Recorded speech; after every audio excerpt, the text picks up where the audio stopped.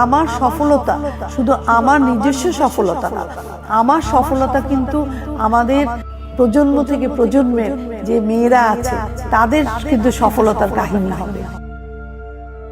বাংলাদেশে নারী উদ্যোক্তা আন্দোলনের পথিকৃতদের একজন সেলিমা আহমদ।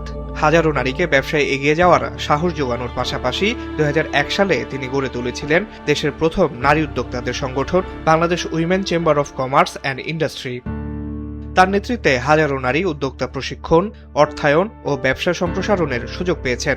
নিটল নিলয় গ্রুপের ভাইস চেয়ারম্যান, জনতা ব্যাংকের পরিচালক ও সাবেক সংসদ সদস্য হিসেবে দায়িত্ব পালনের পাশাপাশি আন্তর্জাতিক অঙ্গনেও তিনি ছিলেন পরিচিত মুখ। নারী উদ্যোক্তা উন্নয়নে বিশেষ অবদানের জন্য 2014 সালে লাভ করেন মর্যাদাপূর্ণ Oslo business for piece award.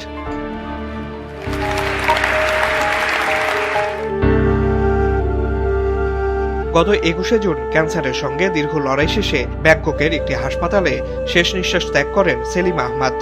তার মৃত্যুর পর দেশের ব্যবসায়ী অঙ্গনে নেমে আসে শোকের ছায়া। রাজধানীর গুলশান ক্লাবে তার স্মরণ সভায় উপস্থিত ছিলেন ব্যবসায়ী নেতা, নারী উদ্যোক্তা, নীতি নির্ধারক, শুভানুধ্যায়ী ও পরিবারের সদস্যরা। While she was busy in her life on creating her own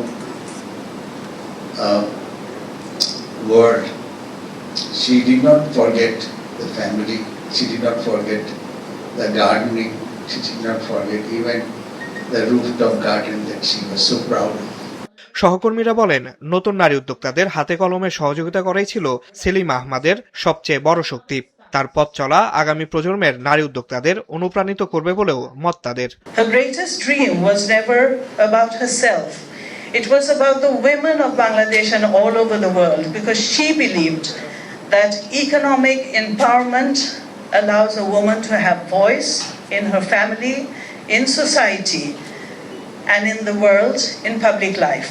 Selima believed that when a woman succeeds in business, she strengthens her family, her community, and the nation.